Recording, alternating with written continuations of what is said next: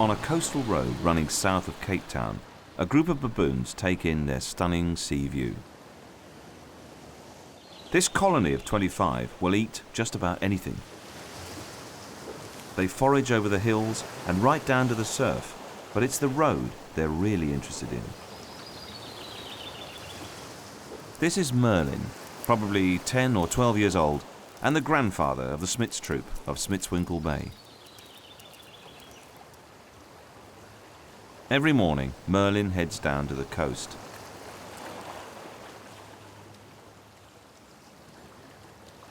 The bait has arrived. Every winter, enormous southern right whales, each weighing up to 80 tons, return from the Antarctic to give birth in the protected coastal waters of Cape Town. From June to November, they frolic in the waves close to the beach. This spectacular display is about to provide a free lunch for the baboons, albeit in a rather roundabout way. Merlin no longer has the huge canines to challenge for leadership. He may have lost them in a fight, or they've rotted after too many stolen sweeties. Merlin wears a collar fitted by researchers studying the troop. It looks like an electronic police tag, which is kind of appropriate for this wily old thief. He is joined by partner in crime, Fred, the alpha male and leader of the gang. Now all they have to do is wait.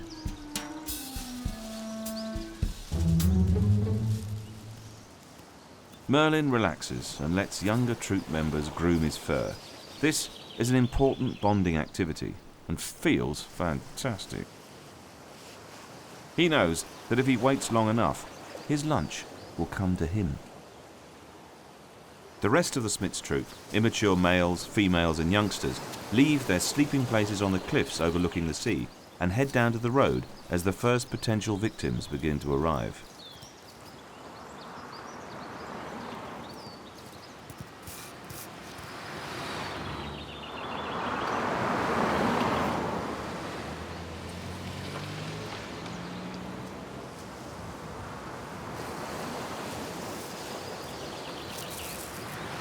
The last thing a pinching primate needs, the law sniffing around.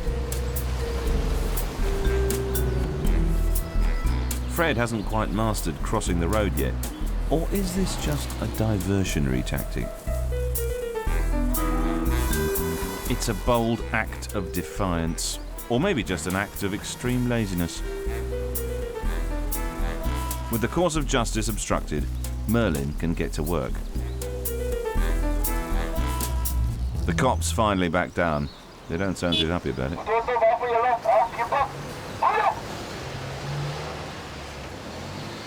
This particular lay-by is a prime spot for whale watching, and the baboons know it.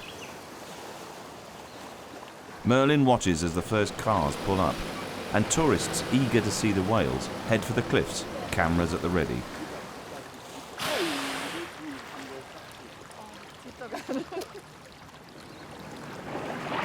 In the excitement, it's easy to forget one very important thing. If you're near the Smiths troop, you'd better lock your door. So far, only Fred and Merlin have learned how to open doors. Maybe this is a trick they're keeping to themselves.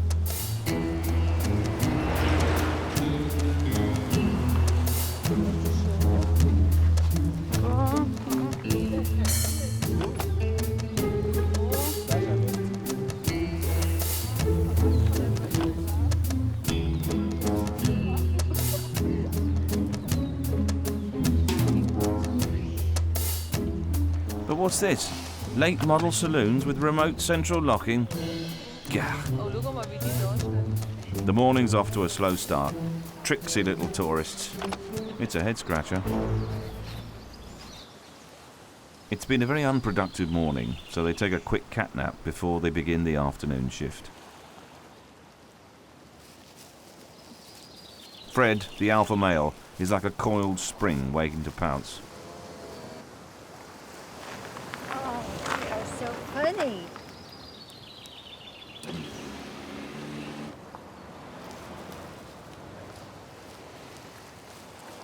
As more tourists arrive to watch the whales close to the shore, the pressure is on for Fred, Merlin and the rest of the Smiths troop.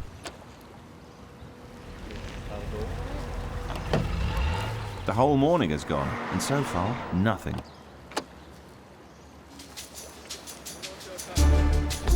But persistence pays off. Fred's smart. There's even been reports of baboons ignoring cars after they've heard the blip-blip of the lock. He's in and out in a few seconds, although he doesn't look too impressed with his swag. Not very gentlemanly, rummaging through a lady's handbag. Mince. Well, at least his breath will be fresh. He takes his time to sort through his loot, completely unconcerned by the watching tourists. He's quite meticulous at sifting through, a bit like airport security. Did you pack this bag yourself, madam? Baboons 1, humans 0. But Merlin is the real wizard when it comes to carjacking. He sets straight to work, sorting the good luggage from the bad, basically discarding anything that isn't edible.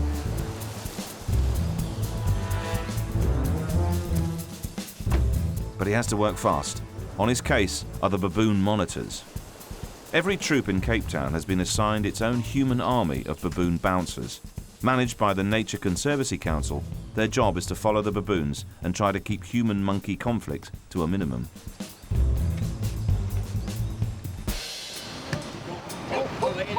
They just use loud noises to move them on, like shouting police. Merlin is forcibly ejected. But he's not leaving empty-handed. Though the monitors will encourage the baboons to move on, they don't touch them. And one golden rule, if a baboon's got its hands on food, you don't try to take it off them. It's probably going to end badly.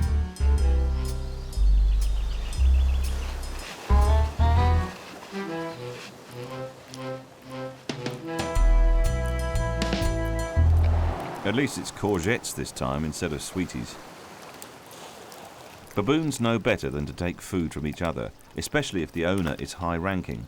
So the youngsters gather, waiting patiently, hoping for a handout. Fred's back on the job.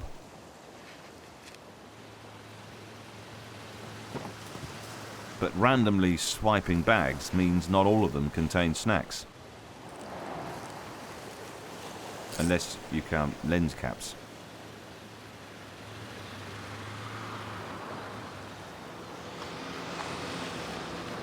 This is the baboon version of Lucky Dip. You win some, you lose some.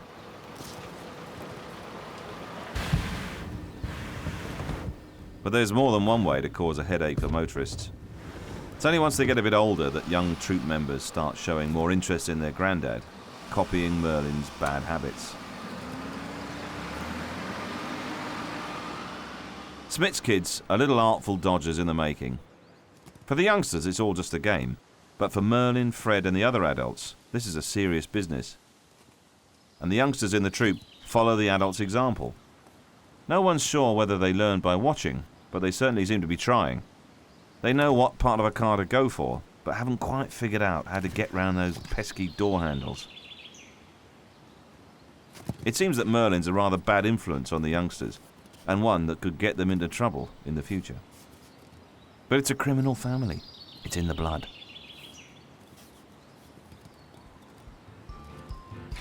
It's been a quiet start to the day, but things are livening up. Fred is about to pull off a daring heist.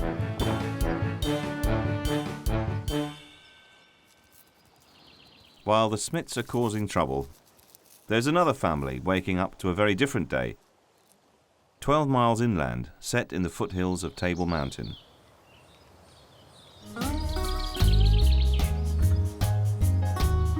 Ah, now that's more like it. There's not much of this kind of land left on the peninsula. It looks wild, but this has only been preserved as a recreation area. It borders onto farmland too. Still, it's as near as you get to wilderness on this crowded strip of land. For the Tokai troop, family life is a bit more orderly. This is alpha male Danny, bit of a bruiser, his nose split open from past fights. Well, you wouldn't want to tangle with him, would you? Troop life is all about status. You can pick on anybody, as long as they're lower ranking than yourself. And this morning, Danny's looking for anyone who needs reminding. Berta and the other females of the troop do their best to stay out of the firing line.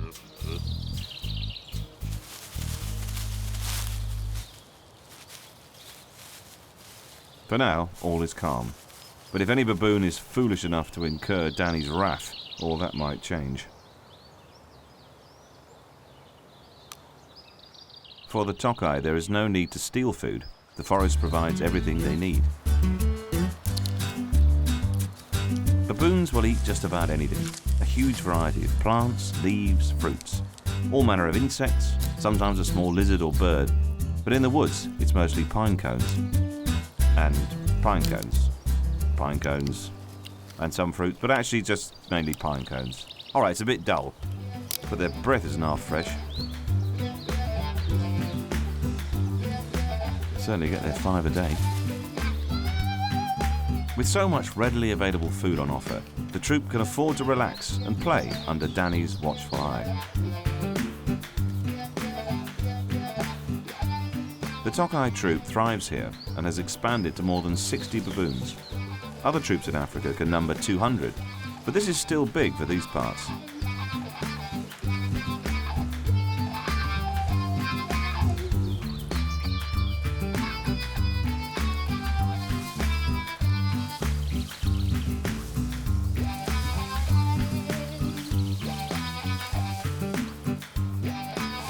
The Tokai seem to be growing up in a baboon paradise, a far cry from the Smith's troop where fast cars can keep you on your toes.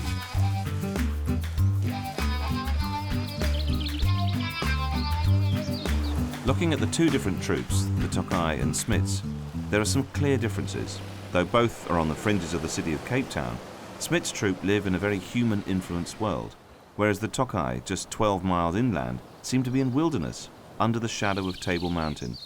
But even here, life can be tough. The forest is surrounded by private land and crisscrossed by busy roads and barbed wire fences. When Danny wants to go somewhere, he'll lead the troop through any obstacle, even fencing.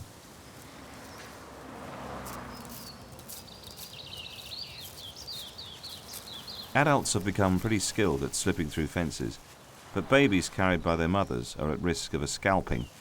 This population has a higher than average mortality rate, mainly due to human conflict. Experienced mothers have learned from their mistakes, but for the first-time mums, it's a steep learning curve. Princess has the youngest baby in the group, and she carefully watches his every move. She's had several babies before and is a dab hand at keeping her little one safe. However, Persepolis, a young female and first-time mum, is still finding her feet as a parent, and it hasn't gone very smoothly so far. This is a 2-month-old youngster, Cyclops.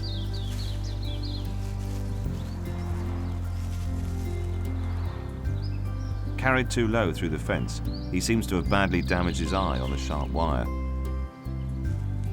At the moment, Cyclops seems to be strong and healthy, but for a tree-climbing monkey, his damaged eyesight could become a real handicap, one that could threaten his life. To live in a world of trees, good eyesight to judge distances is essential.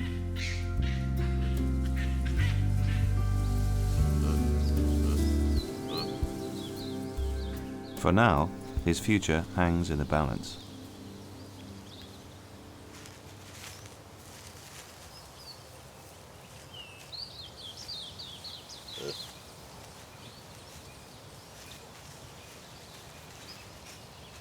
The Tokai have 2 grandfathers, Stettler and Meagerly. Too old now to challenge for leadership, they're tolerated by split-nose alpha Danny. They know their place in the hierarchy. In return for the protection of the troop, they have the task of looking after the grandkids, and unlike the Smith's troop, they don't teach them bad habits. This kindness might not be so selfless, They could be fostering good friendships with the females with a view to mating. Wily old devils. Stettler has been in a few battles in the past, and meagerly looks like he forgot to put his teeth in. Both love to hang out with the babies of the troop, making sure they don't play too rough.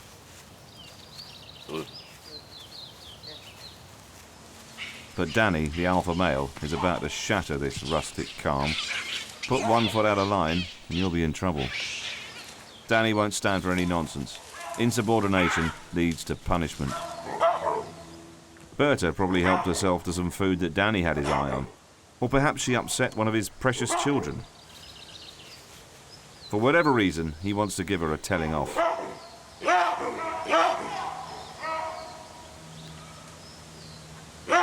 She tries seeking sanctuary on the narrowest branches.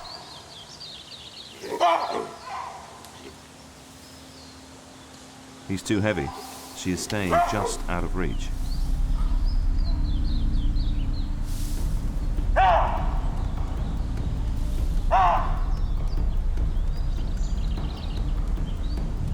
The frightened female moves further and further along the branch, trying to avoid Danny's fury.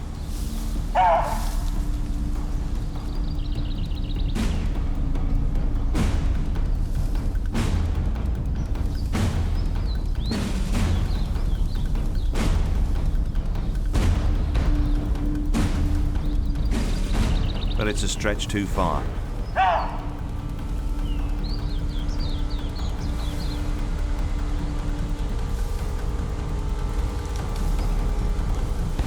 Berta makes a dash for it, but Danny is close behind.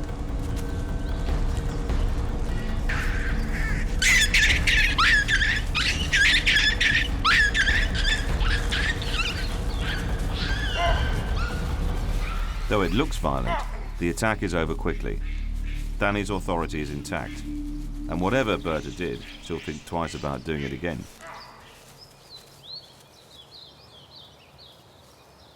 This old female, Whitey, may have broken her leg falling out of a tree.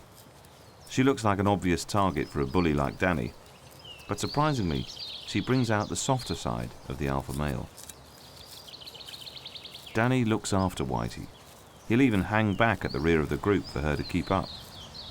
Baboons are unusual in that they form close platonic relationships between different sexes and rank. Quite the big society. It's not romance, they're just good friends. Being part of a big troop, and with strapping males like Danny around, females can grow old without fear of predators. In return, they help the troop by babysitting. Grandmas, always on hand when mum needs a break. She copes amazingly well and has learned to live with a handicap, but Whitey's injury is a good reminder of the dangers of treetop life.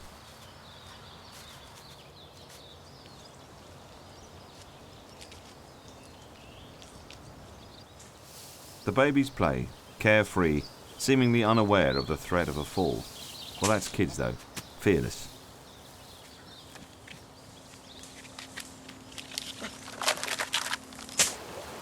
In the Smiths troop, the babies there face different dangers.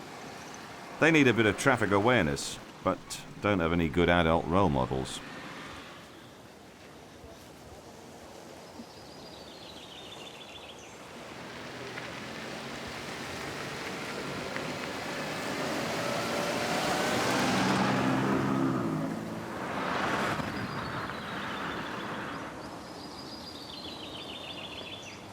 Now Fred's patience and cunning is about to pay off.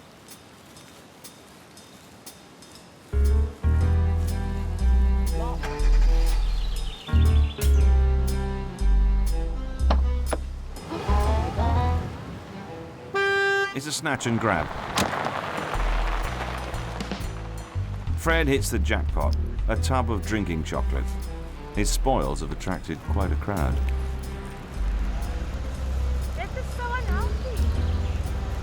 Youngsters gather hopefully around him, but Fred's not about to share.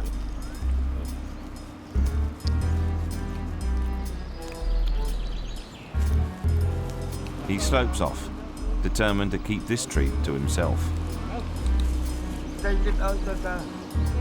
Finally, the baboon monitors step in to remove most of Fred's loot. But they wisely leave the drinking chocolate behind.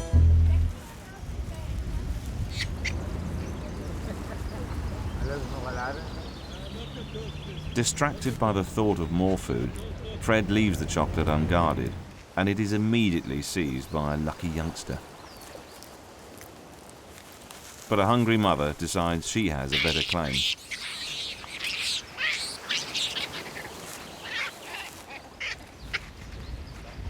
Fred isn't the alpha male for nothing. It only takes an authoritative hand on the infant's back for order to be reinstated once more, and a chance to lick up the last remaining grains of chocolate.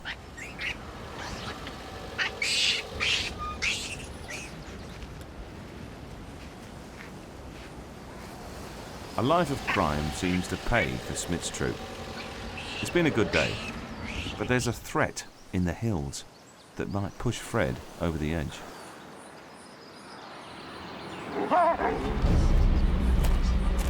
He has spotted something on the cliffs that's given him a fright. His position as alpha is about to be challenged by a rival male. The intruder has been kicked out from a neighbouring troop for his bad behaviour. He's now looking to take over a new clan. This is Jimmy.